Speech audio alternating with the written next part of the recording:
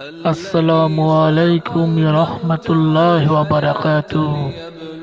দর্শকবৃন্দ, আজকে আমরা উপভোগ করছি কাবা শরীফের গিলাফ পরিবর্তন কিভাবে করে।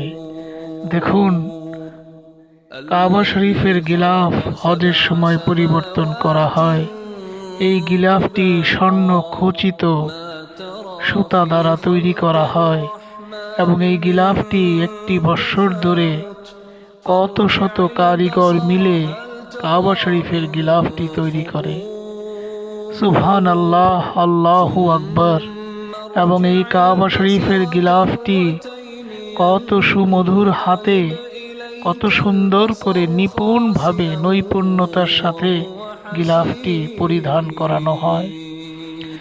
এই গিলাফের সামনে আল্লাহ তাআলার ঘরে কত শত মানুষ তার চোখের পানি ফেলে, শুধুমাত্র আল্লাহর কাছে ক্ষমা চায়, হে আল্লাহ, আপনি আমাদের ক্ষমা করে দেন।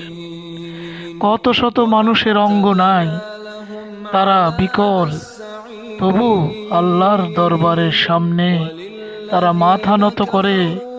তারা পঙ্গু, তবু আল্লাহর কাছে মাথা নত করে, আল্লাহ ক্ষমা করে দেন। আর কোথায় যাবে? আসুন না ভাই, কত শত মানুষ কাবা শরীফের সামনে নামাজ আদায় করে, আমরা কি একটু নামাজ আদায় করতে পারি না? এই যে শবে বরাত আসতেছে, এই যে মাহে রমজান আসতেছে, এই যে কত শত মহিমান্বিত রজনী লাইলাতুল কদর, লাইলাতুল বারাত, আমরা কি মুসলিম হিসাবে আমরা কি পারি না আমাদের গুনাহ খাতাগুলি মাফ করাতে?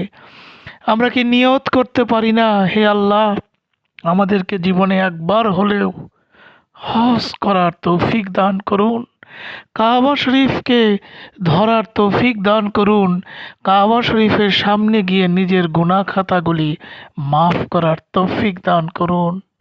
ইয়া রাব্বুল আলামিন, ইয়া রহমানুর রহিম, হে আল্লাহ, আপনি কি আমাদের সেই তৌফিক দিবেন না যে আপনার ঘরের সামনে গিয়ে মাফ চাবো, ক্ষমা চাবো, আপনার কাছে বলবো, হে আল্লাহ, আমি সবাইকে ক্ষমা করে দিয়েছি, আপনি আমাদেরকে ক্ষমা করে দেন। আল্লাহু আকবার।